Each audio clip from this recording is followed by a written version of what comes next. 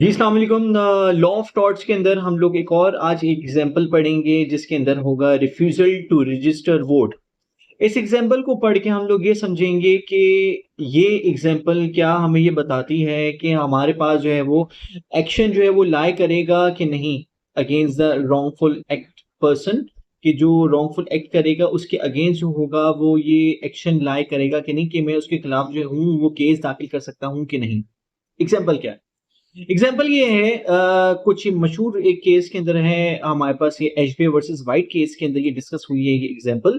और वो केस क्या है? वो केस ये है कि मैं लेट सपोज एक बंदा हूँ, वोटर हूँ, रजिस्टर्ड वोटर हूँ, ड्यूली वेरीफाइड वोटर हूँ, और मैंने किसी बंदे को वोट करना है, लेकिन रिटर्निंग ऑफिसर ने मुझे जो है वो वोट डालने से मना कर दिया।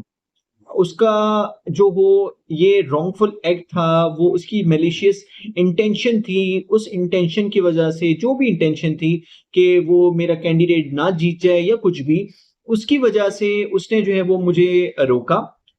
अच्छा जी, रोक दिया मुझे वोट ना डालने से। मुझे वोट ना डालने से रोक तो दिया, लेकिन उसके बावजूद मैं जिसको वोट डालना चाहता था वो कैंडिडेट फिर भी जीत गया। ठीक है जी। अब यहाँ पर बज़ाहिर तो मुझे कोई डैमेज जो है वो कॉज़ नहीं हुआ।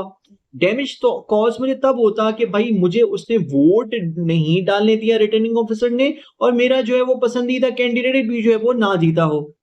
अब इस केस के अंदर ये है कि मुझे वोट जो है वो रिटर्निंग ऑफिसर की मैलिशियस इंटेंट की वजह से मुझे वोट नहीं डालने दिया जा रहा, लेकिन मेरा कैंडिडेट जीत गया, तो बज़ाहिर मुझे डैमेज नहीं कॉज़ हो रहा। लेकिन क्योंकि रिटर्निंग ऑफिसर की मैलिशियस इंटेंशन थी, उसका रॉन्गफुल एक्ट था, उसने मेरे राइट्स को वायोलेट किया, तो मैं उसके ऊपर एक्शन कर सकता हूं। ये एग्जांपल आपको समझाने का मकसद ये था कि आपको पता चले कि ज़रूरी नहीं कि डैमेज अगर हो तभी आप जो हो वो बज़ाहिर डैमेज अगर हो तभी आप जो हो वो एक एक्शन जो है वो अगर होगा सामने वाले के खिलाफ। डैमेज जो होगा वो हमारे पास 2 तरह के होंगे, एक जो होगा एक्शनेबल पर से, और एक जो होगा हमारे पास actionable on proof of damage.